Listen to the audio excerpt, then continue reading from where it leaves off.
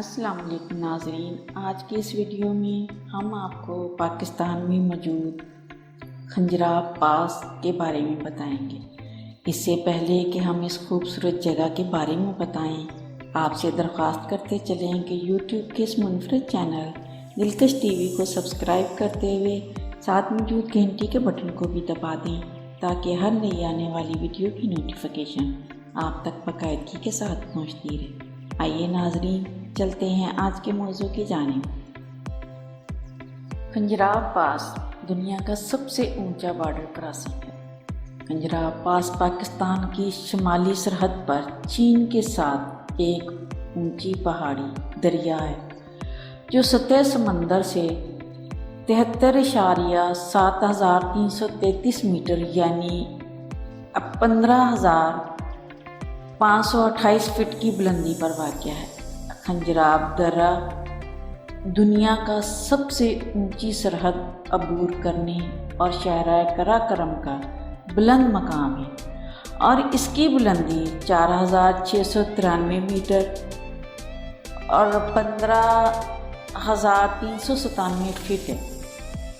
یہ سلسلہ کوہ قراقرم میں ایک بلند پہاڑی درہ ہے۔ درہ کھنجراب پاکستان کے گلگت بلتستان، جموں و کشمیر اور چین کے سنکیانگ کے علاقوں کے لیے ایک فوجی مصلحتی مقام ہے۔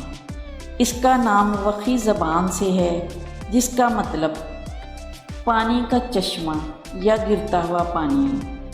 درہ کھنجراب کو دنیا کی چھت بھی کہا جاتا ہے۔ یہ درہ پاکستان اور چین کو آپس میں ملاتا ہے۔ یہ ایک پہاڑی علاقہ ہے جس میں آکسیجن کی عدم موجودگی ہے۔ اونچائی اور انتہائی موسم ہمیشہ ایک عنصر ہوتا ہے۔ اس سے زیادہ تر یہی مشورہ دیا جاتا ہے کہ اپنے قیام کو محدود رکھیں اور دن کے وقت کو زیادہ ترجیح دیں اور اپنے ساتھ گرم کپڑے ضرور ساتھ رکھیں کیونکہ بہت سردی پڑ سکتی ہے۔ اس کا نام مقامی باقی زبان کے 2 لفظوں سے اخذ کیا گیا ہے، خون جس کے معنی خون اور جراؤ کے معنی بہار کے پانی کے ہیں۔ چین پاکستان اقتصادی راہداری سے پیکٹ منصوبے کے تحت چین پاکستان سرحدی تجارت براستہ کھنجراب پاس میں 47% تک اضافہ ہوا ہے۔ سرمایہ کاری بورڈ حکام کے مطابق پاک چین سرحدی تجارت براستہ کھنجراب پاس سے $856.3 ملین کا اضافہ ہوا ہے اور اس سال اور بھی اضافہ دیکھنے میں آیا ہے۔ واضح رہے کہ کھنجراب پاس پاکستان کے گلگت کے خطے میں واقع ہے جو براہ راست چین کے صوبہ سنکیانگ سے جڑا ہوا ہے، جبکہ کھنجراب پاس نہایت اہمیت کا حامل شاہراہ قراقرم سے متصل ہے جو نہ صرف سی پیک کا اہم حصہ ہے بلکہ اس کا شمار BRT کے اہم روٹ کے طور پر بھی ہوتا ہے۔ حنزہ سے کھنجراب پاس دیکھنے نکلیں تو پہلا خیال دل میں یہی آتا ہے کہ پاک چین بارڈر کے ایک محراب کے ساتھ ایک تصویر کے علاوہ کچھ ہاتھ نہیں آنے والا ہے، مگر 2-4 میل آگے جانے پر ایک بورڈ دکھائی دے گا جس پر لکھا ہوا ہے حنزہ کی مقدس چٹانیں۔ وہاں ٹھہر جائیں کیونکہ یہاں پر چٹان نمبر 3 پر گپتن اسکرپٹ میں ایک ایسے حکمران کی کہانی لکھی ہوئی ہے جس نے 5ویں صدی عیسوی میں اس وقت کے حنزہ کے حکمران کو شکست دی تھی اور اس علاقے میں بدھ مت کی داغ بیل ڈالی تھی۔ ساتھ ہی چٹان نمبر 2 پر آئیبیکس اور بکریوں کی تصاویر کو کنندہ کیا گیا ہے۔ اس جگہ سے باہر نگاہ اٹھا کر دیکھیں تو لیڈی فنگر کہلائی جانے والی چوٹی پر دھوپ کا خیرہ کن نظارہ دیکھنے کو ملتا ہے۔ اس کے ارد گرد التر 1 اور التر 2 کی پہاڑی چوٹیوں کو بھی دیکھ سکتے ہیں۔ اس کے بعد اگلا سٹاپ پسو کونز کا ہے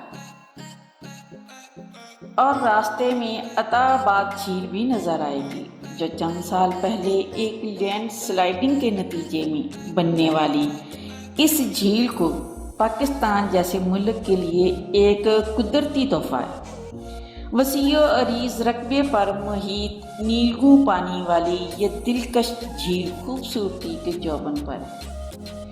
جھیل کنارے لکڑی کے 2-3 بڑی کشتیاں اور موٹر سے چلنے والی کئی طرز کی فینسی کشتیاں بھی سیاحوں کی دلچسپی کا باعث بن سکتی ہیں۔ اس جھیل کی خوبصورتی اس وادی کے دامن میں ایسا خوبصورت نیلگوں رنگ ہے جو دیکھنے سے تعلق رکھتا ہے۔ ایسا لگتا ہے کہ پاکستان کی پریاں اب ناران کی وادیوں کو چھوڑ کر شاہراہ ریشم کے دامن میں بسنے کے لیے آ گئیں۔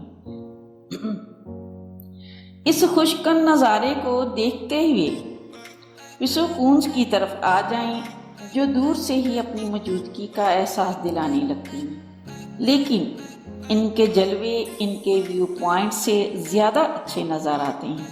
پسو کونز کا ویو پوائنٹ کونز اور پسو گلیشیئر کی ایک دلکش نظارہ دکھاتا ہے۔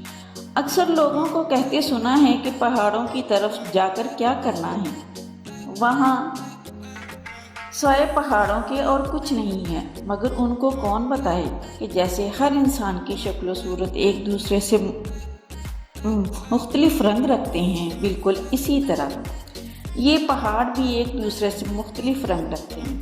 ان کی شکل و صورت کے فرق کی دلکشی ڈھونڈنے کو ایک سے زائد سفر درکار ہوتے ہیں۔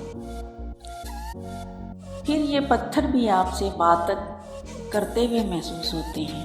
بقول پروین شاکر کے حسن کو سمجھنے کو ایک عمر چاہیے جانا، بس ایسے ان نظاروں کو لطف لینے کو کچھ وقت چاہیے ہوتا ہے۔ بس ایک بار یہ ذائقہ ان آنکھوں کو لگ جائے تو پھر انسان ان سے دور نہیں رہ سکتا۔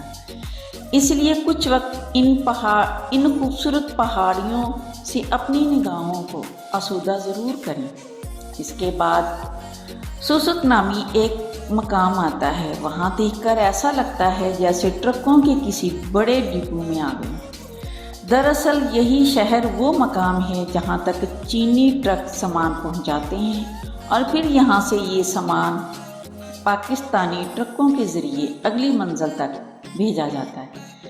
وہاں سے اپنی گاڑی میں پٹرول بھروائیں اور اپنے کیمرے سے ڈرائیورز کے ساتھ بھی تصاویر ضرور بنائیں جو اپنے گھروں سے دور ہوتی ہیں۔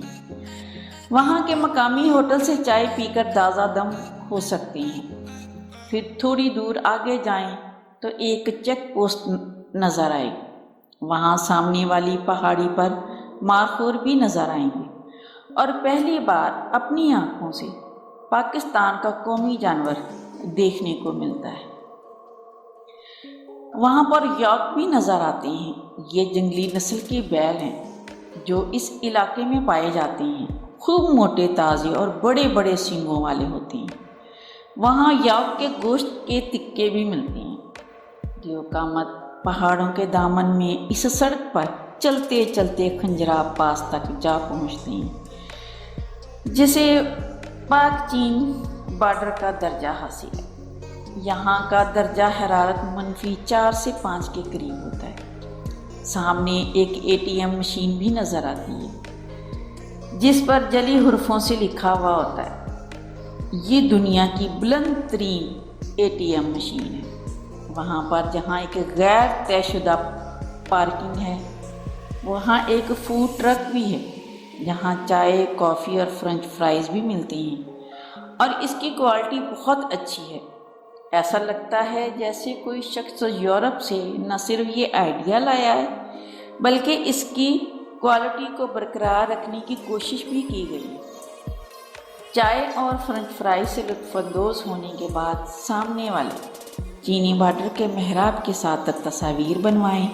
جب صبر کا دامن ہاتھ سے چھوٹنے لگے تو واپسی کا ارادہ کر لیں۔ وہ راستہ جو ایک تصویر کا حاصل لگتا تھا، وہ کئی ایک نئی چیزوں سے آشنا کروا دیتا ہے۔